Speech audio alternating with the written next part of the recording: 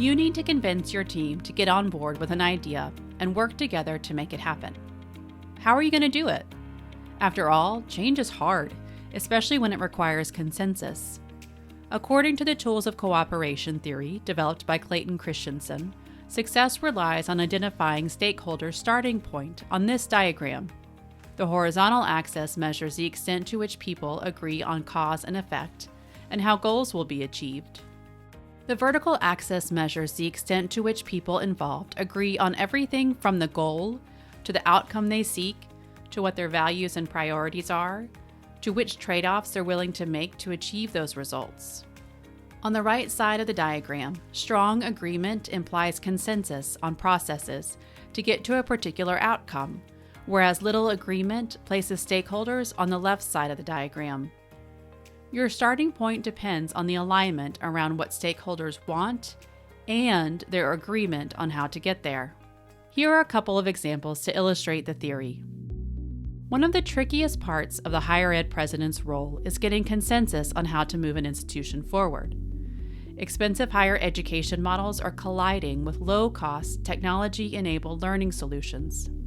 What's more, stressors, from shrinking numbers of high school graduates to turbulent debates over what schools can and can't teach, make it imperative for them to chart a path forward. And yet, it's not unusual to see presidential tenures end after 3 to 5 years. Using the tools of cooperation, leaders can quickly understand the level of agreement inside their college or university, and then use the right tools to forge ahead. If stakeholders disagree on goals and how to achieve them, power tools are most effective. But in higher ed, threats and coercion may not work. Instead, hiring and promotions, financial incentives, and negotiation within specific campus groups are a way forward.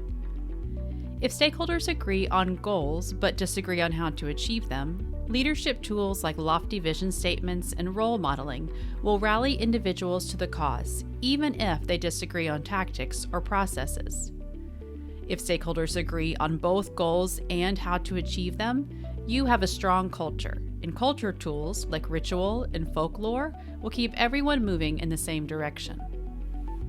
And finally, if stakeholders disagree on goals but agree on how to achieve them, keep the focus on management tools like measurement systems, standard operating procedures, and training.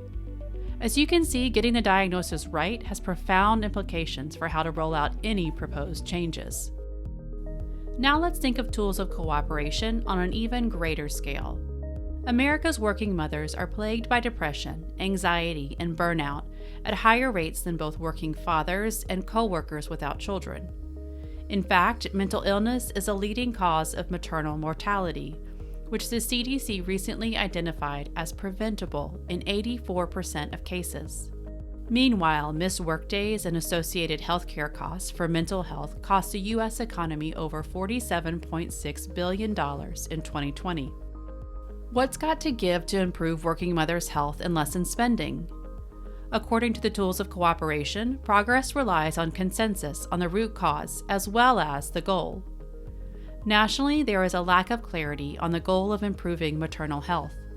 Do we ultimately want less stress on the healthcare system by reducing cost? Or do we want a more productive workforce with low turnover? Or both? Or something else entirely? Without societal agreement, the pressure rests on the working mom to solve a national problem. That's not going to work. So, what will? Fewer constituents often lead to quicker consensus, so change might have a better chance if employers leverage policies and workplace benefits that promote maternal health. Walmart's investment did just this.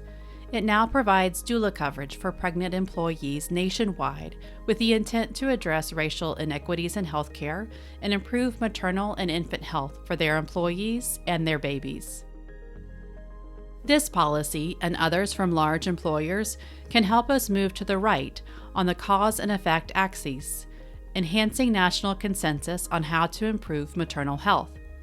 To learn more about the tools of cooperation, go to christenseninstitute.org/theory/tools of cooperation.